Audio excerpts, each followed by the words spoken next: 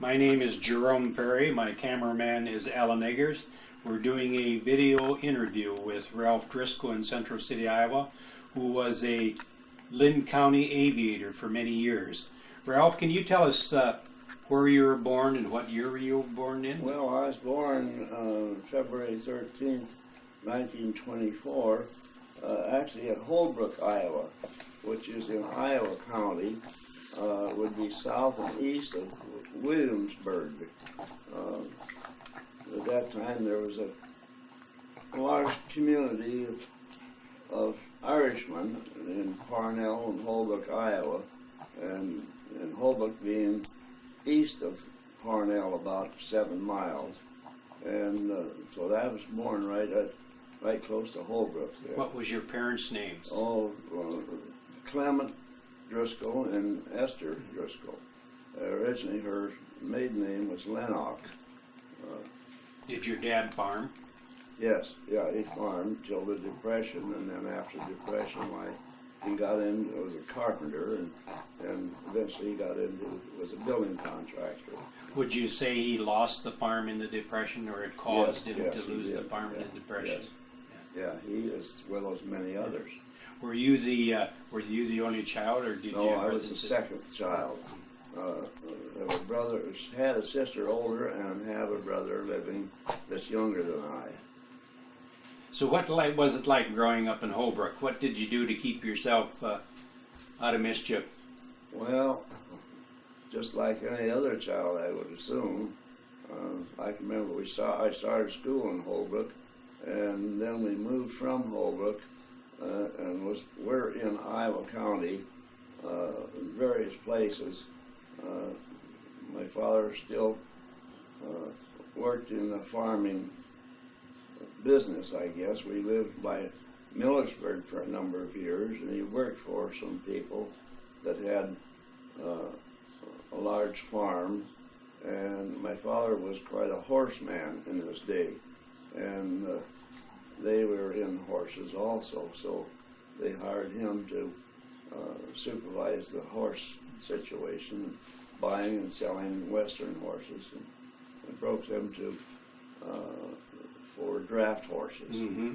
And so then later we moved to Marengo, and then he got into the carpenter trade, and eventually went to Alaska in the outset of World War II to build barracks and stuff in that area for the military.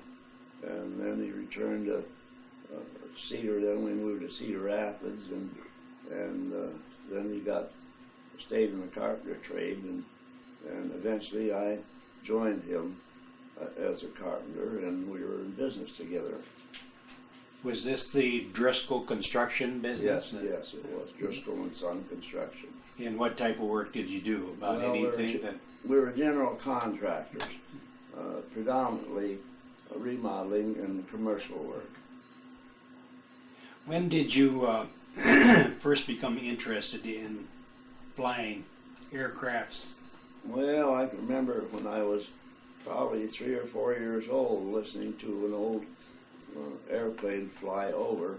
And as we were in Holbrook, we were close to the mail route, and that flew from Iowa City to Des Moines, and so I could hear the airplanes fly over, and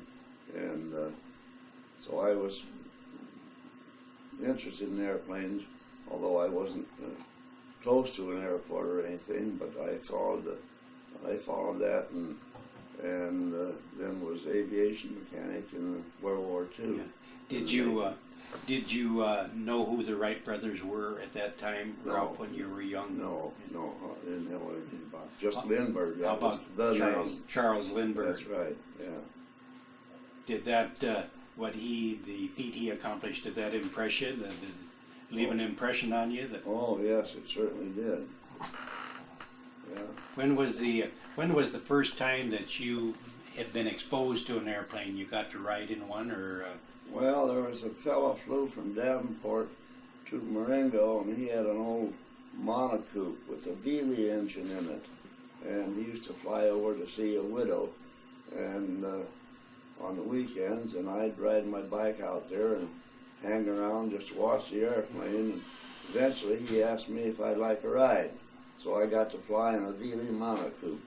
That was my first ride. It was probably in the late 20s, 30s rather. How old would you have been? Probably 7, 8? Oh, no older than that, probably 12, something of that nature. Did that really impress you? Oh, certainly did, yeah. And then later on in life, you finally took your license to become a pilot? Yes. I enlisted in the Navy and took an aptitude test, and I got a 4.0 on it. So I chose aviation mechanic school, and then from there I volunteered as gunner, and so I flew in a torpedo bomber in World War II. And after that, then I got on the GI Bill to learn to fly, and then I stopped flying so I could get a house built for my family, and when that got that accomplished, then I went back to aviation again. Did you know of Dan Hunter, the Hunter's Airport? No, I didn't know him personally. I knew of him and would recognize him, but I didn't know him personally. Let's go back to your experience in flying in World War II. You said you were a torpedo gunner. Well, I was gunner on a torpedo bomber. And on a bomber? Yeah. Was this, what type of a bomber was this? Well, it was a B-24 or a B-20? Oh, no, this was a single engine airplane the Navy had. It was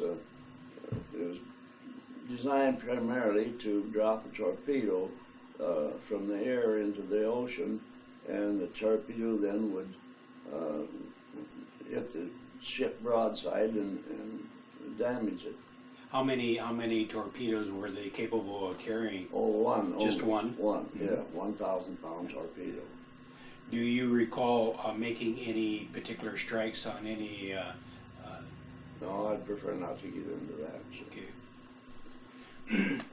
So after you got your home built, and you were still in the construction business at that time. Yes, yeah.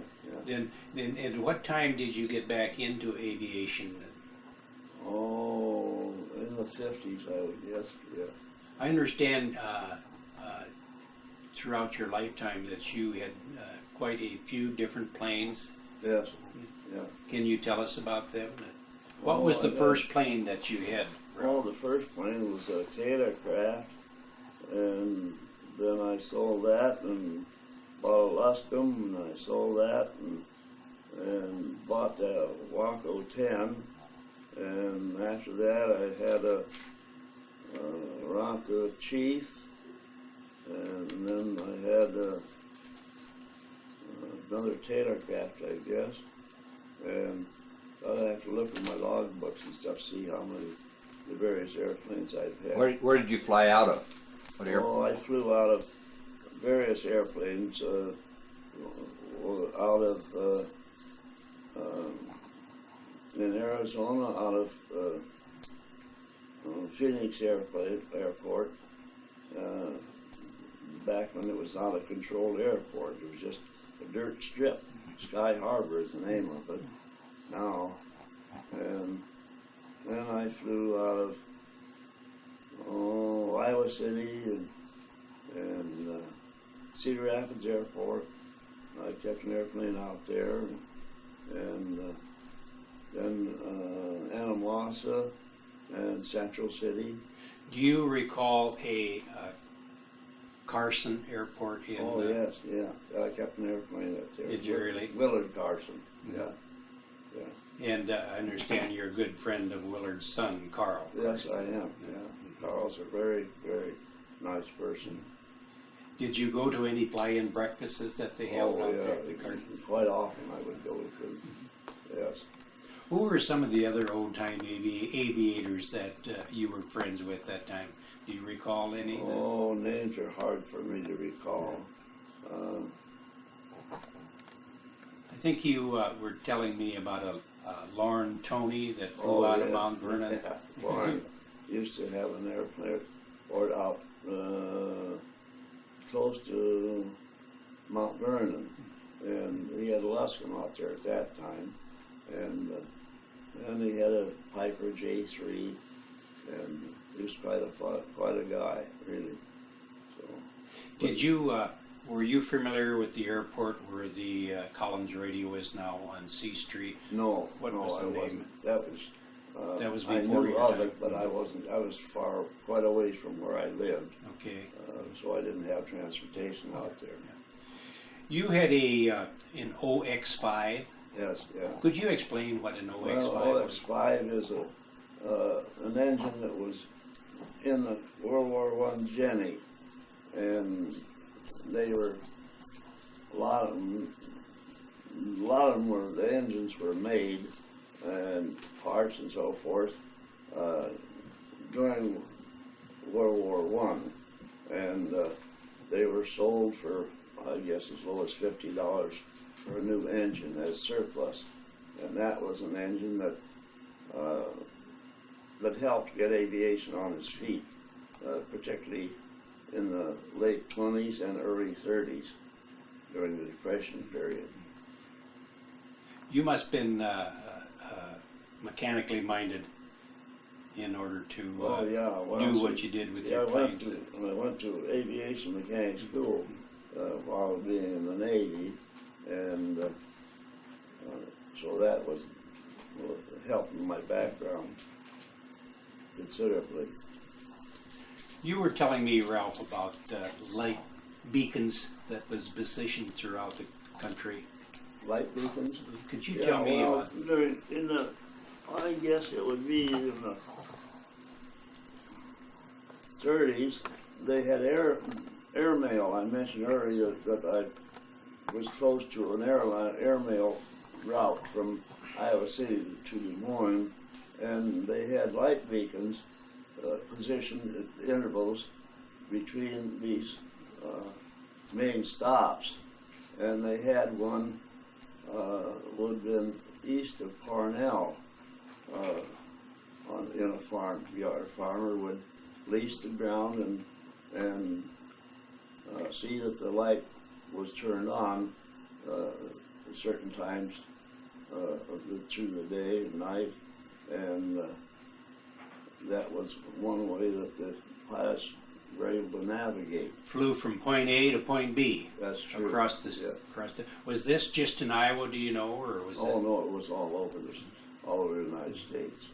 Now, what kind of weather were they? Like, if it was foggy, they didn't fly.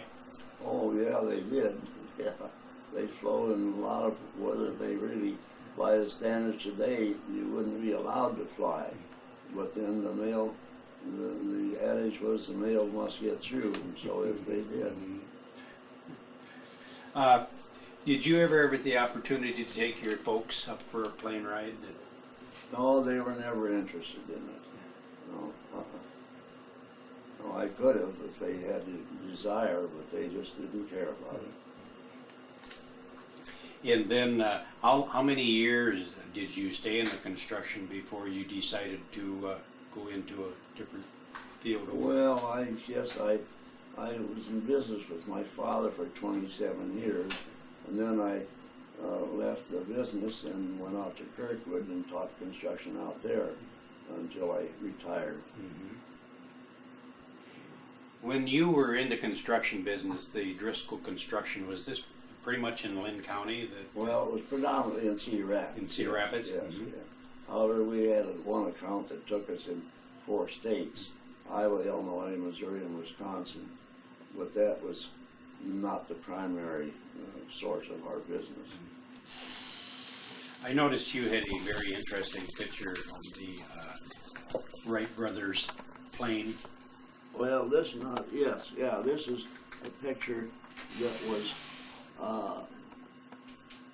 in the Iowa State Fair in Des Moines in 1911, and this probably would, in my mind, I'm sure it was the first airplane to have flown in the Des Moines area. the first airplane probably was in Iowa was, probably Lincoln Beachy maybe down at Davenport, or maybe this would be the first one that had flown in the Des Moines area. Mm-hmm. And then the other picture there that you have was one of your planes. Yeah, this is a picture of my Waco 10 as I bought it. Tilt it a little bit, will you? There. There. It, Other way. this time There. Good. Thank you. it doesn't have any brakes nor a tail wheel. It has a skid on it. And the way the airports are today, you must have control of it. So I had brakes and a tail wheel put on it, and that made it safe around the airports that way. When you had, back in the days when they had planes with the tail skids on them, they probably didn't have too many cement runways at that No, time. it's all grass. See, this is a picture of myself, and then behind me is a picture of Charlie Sheets, was quite a famous or well-known aviation mechanic, also a pilot, but more renowned for his mechanic ability in this general area, Cedar Rapids. He worked for Dan Hunter for a number of years, and eventually ended up working for the airport at Iowa City, where he retired. Was you a friend of Charlie's? Oh, a very good friend of Charlie's. Yeah, he and Helen are just really great people. Mm-hmm. What was your favorite airplane, Ralph? Oh, I guess I couldn't call anyone a favorite. They have personality and different purpose. They're designed for predominantly sport and personal transportation, but one airplane was probably really not quite the same as another airplane. They have their own personalities. Did you have a commercial license? No, just a private pilot. You could just fly yourself. That's true. Yeah. Well, I could take passengers, of course, but I couldn't For hire. fly for hire. Mm-hmm. Yeah. What were some? Did you ever take any long trips throughout the United States? Oh yeah, I'd fly maybe to Louisiana or one long trip I took my old biplane was to Hamilton, Ohio, and I experienced 6 forced landings en route. So that was quite an experience. But that's the nature of that particular engine. And but you have to realize the engine was over 50 years old, and the parts were worn, and so you have to expect that you might have some malfunction in the engine. Did you do you recall any other hair-raising experiences in your years of flying? No, not really. I don't regard them as hair-raising. They're just things that happen, and when it happens, why you do your best to take control of it.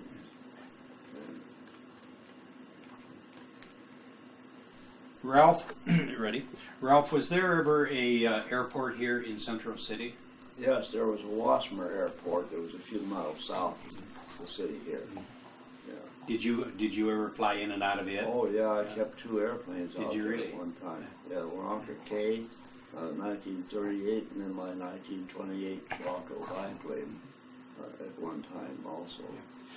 I wanted to ask you, these old airports, what about the fuel you used in the airplanes? Did they have big tanks there, or were you responsible for taking your own fuel out to the airplane? Yeah, you had to bring your own cans and with gas in them and furnish your own fuel. Mm-hmm. Wasmer, that's the way it was. At one time at Anamosa at Lurch Airport, they had gas there, but then the 80 octane that the most desirable fuel for our engines become not available, so we had to go to car gas or 100 octane, and so we had to furnish our own gas then. Do you recall what it cost per gallon back then, aviation fuel? No, I really don't. It wasn't so much that No, it prohibited no, it you wasn't. from I flying. don't even know what it is. Well over $2 now, but at that time it wasn't that high. The Wasmer Airport now, is that reverted back to farmland or? Yeah, he died, and then the family sold the farm, and they took the hangars down and plowed the runway up, so it's no longer there. A lot of the small airports, the Lurch Airport over at Al Moss is still there. However, it's not very active anymore. Were these small airports, were they on any navigational maps in case you had an Well, emergency? yeah, they would be on the sectional map, both federal and then also on the state aviation map. They'd be located there, yeah. We had talked about you at one time owned an OX-5, a World War One. Well, the engine was, yeah. The engine. Yeah, Was there anything unique about these, the quite unique. OX-5s? It was water cooled. The most unique thing probably was the valve action. The exhaust valve pushed down, and the intake valve pulled to open in a very unique camshaft and spring and rocker arm combination that was probably one of the weakest parts of the engine. Also, the numerous pipes and hoses for the water caused some trouble. The water pump located on the back of the engine directly above the carburetor also created problems, as if the water pump leaked water, then it dripped right down on top of the carburetor, and sometimes would get in the carburetor mixed with the fuel and would cause problems. And water doesn't burn very well, so. But it was an engine that required as much time of maintenance on the ground as you put in the air flying it. I can imagine. The longest trip I had on that old airplane was from here to Hamilton, Ohio, which is in the southeast portion of Ohio. And I flew from here to Hamilton, Ohio, and en route I had 6 forced landings with it, and part of it was valve problems, and part of it was water problems, and the last one was the overhead valve action. A stud broke, and I had to land in a hayfield, and that was took me 2 days to get that resolved. And prior to that, I had water pump problems in south of Indianapolis, and that took about 4 days before I got that repaired. Had to get a machine shop to machine some parts for the water pump, but that's something one expects if you fly an engine of that nature. That's what you call flying by the seat of your pants. Well, that's true, it was. You're talking about making 6 emergency landings. When you had to put it down, evidently you just put it down. You didn't look for an airport. Well, no, that airplane will land in a hayfield, or you could land it on the road, or the distance it required to land it was very minimal, a few hundred feet. And as well, it would take, I'd get it off in probably, if conditions were really ideal, I'd get it off the ground in 1,000 feet if I wasn't loaded heavy. And so. I don't mean to jump around, Ralph, but you had mentioned the fact that you were a gunner on a torpedo plane, and we got to talking about this model here. Well, this is Could you model. tell us about some of your experiences? They called it an Avenger was the name of the airplane. It carried a 1,000-pound torpedo down here in the bomb bay, and then there were bombs they could hang on up in on the Bombay also, and then we had rockets that hit on the wings, and then the pilot, of course, flew up here, and all the radar gear was in the hatch behind the pilot, and I flew in this turret, and the turret rotated horizontally and vertically, and then the radioman flew down the bills down here, and then he had a 30 caliber machine gun in the rear that he could fire at an airplane that was coming up on us from the rear, and then of course my field of vision was above, and so I could fire at them from that position. How did you keep from hitting your tail assembly? Well, they had an interrupter in the mechanism for the machine gun, a 50 caliber machine gun, and when you swung the turret around that would shoot into the tail, why it automatically would stop. And then the pilot had 50 caliber machine guns on the leading edge of the wings as well. So we were, well, for the airplane, it was adequately equipped with firepower. What was the top speed of it? Oh, around 200. Yeah. And what theater did you fly in? Was you in the Pacific Well, I or was the in Atlantic? the Atlantic and the Pacific. We flew sub-patrol between, at one time, between Miami and the Bahamas. And one morning we were flying, 3 of us were flying to the Bahamas, and we heard about the Bermuda Triangle, and probably one of the few people that have been there, and we experienced the compasses all went out. We were probably halfway to the Bermudas, to Bermudas, and we were flying number 3 position, and the lead position, we were not supposed to break radio silence, but they did, and he said, my compass is out. And that's all he said. And then the number 2 pilot took the lead, and it wasn't but a few minutes, and he said his compass went out. And so then we took the lead, and in a few minutes our compass went out. So there were 3 of us out in the ocean with no compass. So I had flown then previous to that. So my pilot and I talked, and we decided we'd fly on our course to Bermuda and then do what's called a standard rate turn by a turn and bank instrument. And after he did that, then he would fly by his directional gyro, and it was mid-morning and the sun was out big and bright, and I said, I'll put the tail in the sun when you make your 180-degree turn, and I'll navigate by the tail in the sun. And we did, and when we reached the Florida coast, we were 6 miles off course.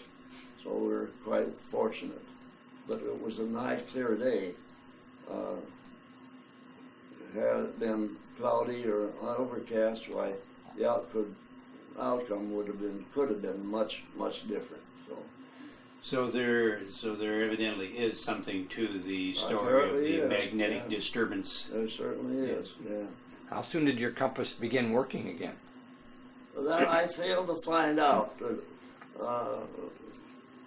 After we landed, I should have pursued it further with my pilot, but I didn't. So I don't know why I didn't, but I just didn't follow it up. But I should have followed up and inquired if our compass started working again.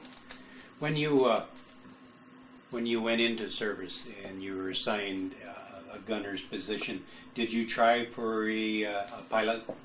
No, I didn't care about that. I originally wanted to be an aircraft mechanic, and then the school, I was at a Navy Pier in Chicago, and they offered a gunner's position, and so I volunteered as a gunner and got training there, and then I went to Memphis, Tennessee, as taught radar and radio school, and from there I went down to Jacksonville, Florida for advanced gunnery, and from there on to Miami, Florida, where we picked up plane and pilot and further training, and then we flew this patrol to the Bahamas, and then we went to the West Coast, and I went to San Diego, to North Island, and then various ports up the coast, and then eventually into the South Pacific,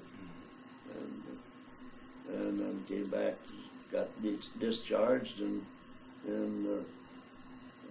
back in the civilian life then.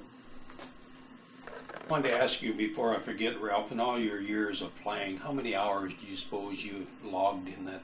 Oh, I really don't know.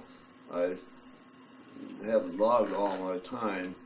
I was just flew for my own personal pleasure. So I wasn't a person that build up hours. You know, a commercial pilot has a purpose of building up time in a logbook, but I didn't find that to interest me. I just wanted to fly and for my own personal satisfaction. In all your years of flying, did you ever see anything that looked like a UFO? No. I That's ask a figment of imagination, I'm sure. Okay, Ralph, let's move on. In your later life, what did you do? I understand you worked for Dr. Lippisch.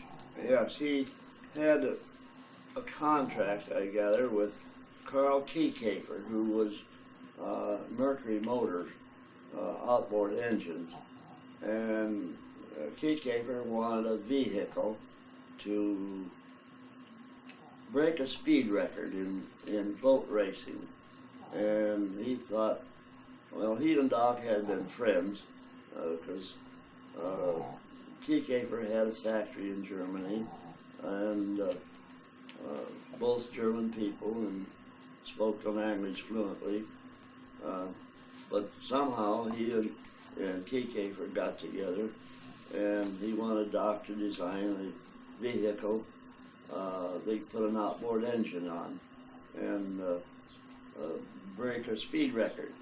And so that's what and then Lippisch approached me. I had been associated with him through Experimental Aircraft Association, and he wanted to know if I would be interested in building with this vehicle or working with it. And so we eventually got an agreement made, and so we built the 114 that's now in Antique Airplane Association Museum down at Blakesburg, Iowa. Previous to that, they had built a X-112 from Collins and had a propeller engine on it, and they flew it down at Lake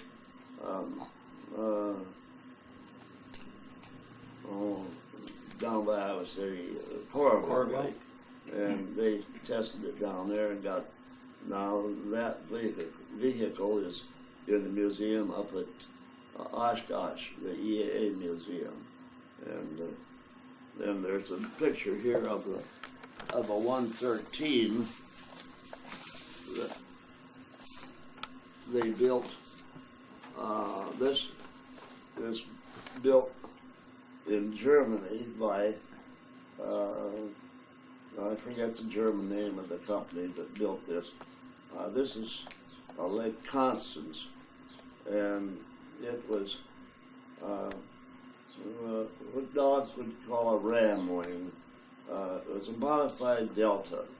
A normal airplane, the annual incidence on an airfoil was about 3 degrees. However, the ones I worked on, the angle of incidence was 6 degrees. And so it captured the air on the bottom side of the wing and gave it some pressure to get off the water. And of course the upper surface worked just like a normal wing did. So that was the purpose of that. And then later we tested the 114 down at Lake Norfolk in Arkansas, and Pete Kafer was so satisfied with it, he wanted Doc to build another one. And so we got back from that test, and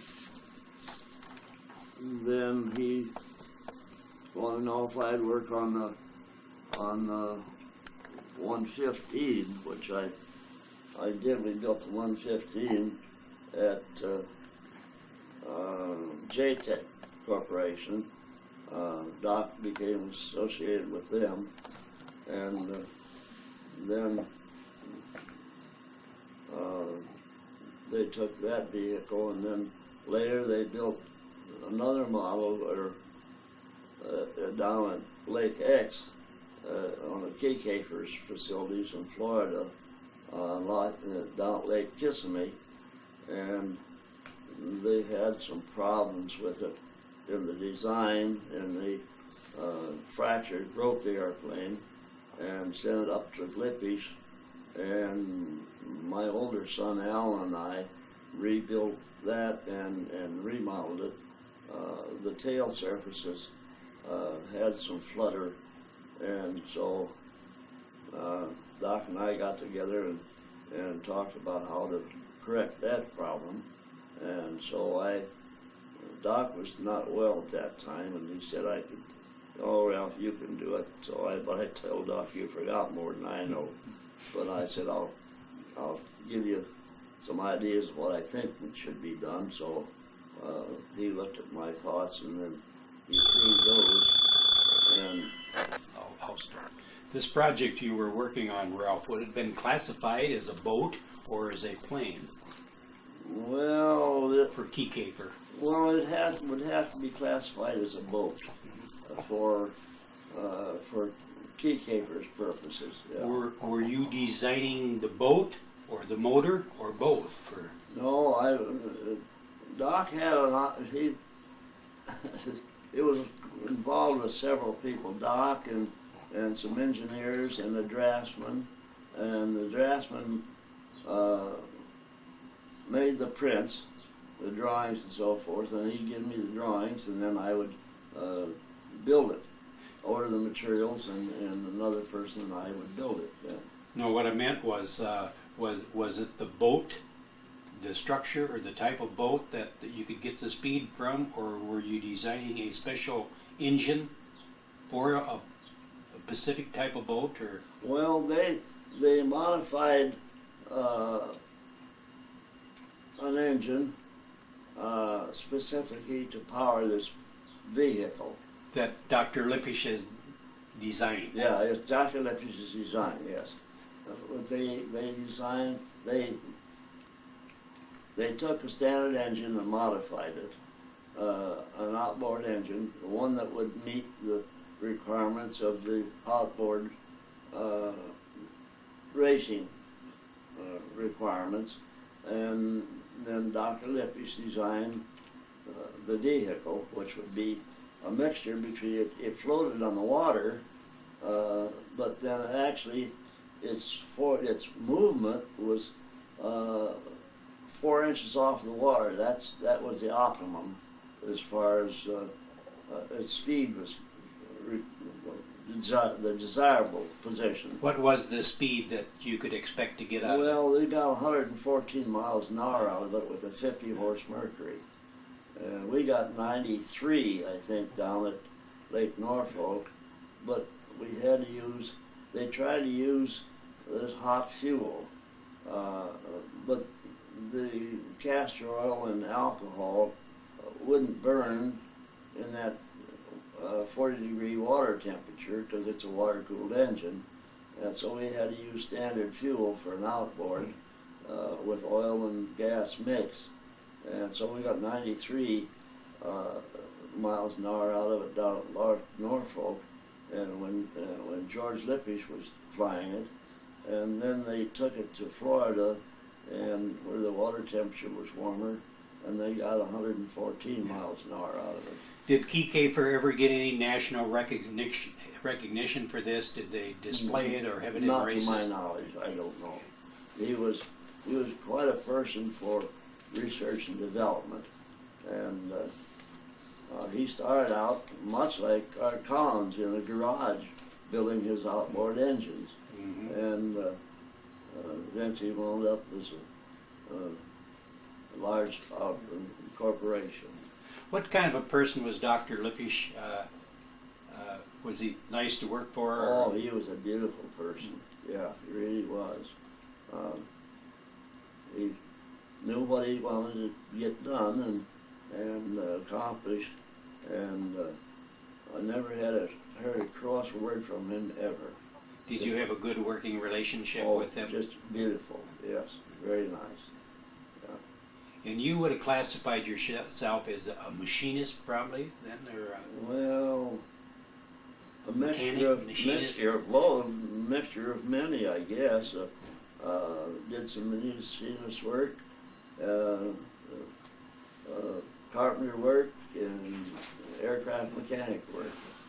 Were you aware of Dr. Lippisch's notoriety when you worked for him? That Yes, he was yes, yeah, yeah. He's You probably had a lot of respect for the man. oh, too. certainly, yeah, yeah. He was a very humble person, but he was not a politician. That was maybe one of his shortcomings. He and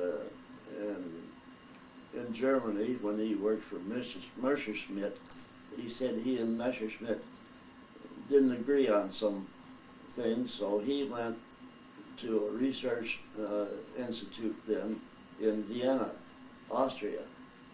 And that's where he was at the end of World War II, so I understand. But then they had the rocket-powered Messerschmitt that he was well known for. I understand, you said you worked with his son George also. Well, George was involved in to a degree in the 114 because he was the pilot of the vehicle. Did you, did Mr. Lippisch, did he want to be known as Alex? Or did you call him Dr. Lippisch? Well, I just called him, everybody called him Doc. Doc. Yeah. Now, I did ask him one time where he got his doctorate, and he said it was in the field of mathematics. That's where he got his education, and eventually got his doctorate degree. And how long did you work under contract with Dr. Lippisch? Well, off and on for 6 or 8 years. Do you recall any of the your fellow employees that worked with you at that time? Well, I had my oldest son worked with me when we repaired the 116 that had been built in Florida, and then the last one, the 117, my middle son Charles worked with me on that one, partially. Did you know a Red Miner? Oh yeah, very well. Yeah. Yeah. I think he worked with out there at the Collins hangar at that, Yes, probably yeah. at that time. Yes, he did at some time. Yeah, he was associated with Doc as well. Yeah. And a Marv Hoppingworth, I Yeah, think Marvin he worked out there Hoppingworth as well. Yeah. Yeah, both very nice people. Yeah. When you worked for him, was it just like working for a factory? You worked 5 days a week, or Yeah. did you have to put in any overtime? No, no, just 8 hours a day, and I'd go to the shop and work 8 hours, and just like a regular job. I can imagine to you it was a fun type job because Oh, it was very. it was yes. work that you truly I really enjoyed. enjoyed it. Yeah. Was that Hecafer project? Was that the last project that Mr. Lippisch was active in? To my knowledge, yes. Yeah, he had contract with some people in Germany as well. This is, but that wasn't involved in anything as far as I was concerned. Did you ever? Did you know him well enough that you ever socialized with him, or it was strictly employee-employer basis? Well, socially employed, yeah. Yeah, no social life. He never invited all the boys out for No. a hamburger and a beer No, or no, anything like that. No, Doc was not a socialite, really, with anyone, to my knowledge. He had a lot of friends in the Sea Rapids area, but I don't know that they were in anything about the social world. Ralph, I noticed this photo on the wall. Is this you in your Yeah, this is the younger photo. days? This is when I was replacing the exhaust stacks on the LX5 engine. This picture was taken at Ottumwa, Iowa. That would be around September 1st one year at the National Fly-In. And I had made a new set of exhaust stacks for the engine, and that's what I was doing. But the weak part of this engine was the exhaust system. Up here you can see possibly the rocker arms, where the camshaft pushed a rod up to open the exhaust valve, and then there was on the cam a flat spot where another push rod up to the intake valve, and there was a spring on there that actually pulled the intake valve open. And the engine could have developed more horsepower if it could have run at higher RPM. It cruised that engine at 1,250 RPM, and the rating was rated at 1,400, but it wouldn't run much faster than 1,400 because the valves would start to float. And Which plane was this? Was this a Jenny? no, this was in my Waco. You in your Waco? Yeah, I have flown a Jenny, by the way. Yeah. Mhm. Uh, You had mentioned that earlier. among many of the airplanes I've flown, but I had just some token time in a Curtiss Jenny. I helped a guy from Minneapolis to a degree. I gave some tips on what he might do to enhance some power on the LX5 engine, and so then he flew it down to Ottumwa and invited me to fly with him in it, and gave me the controls then. So it wasn't a bad flying airplane. Well, Ralph, unless you have any other stories you want to share with us, we'll bring this a close. And the History Center, the Linn County Historical Society, would like to thank you very much for giving us the time that you did and sharing your memories with us. We want to thank you very much. Well, it's my pleasure. I thank you. Very good.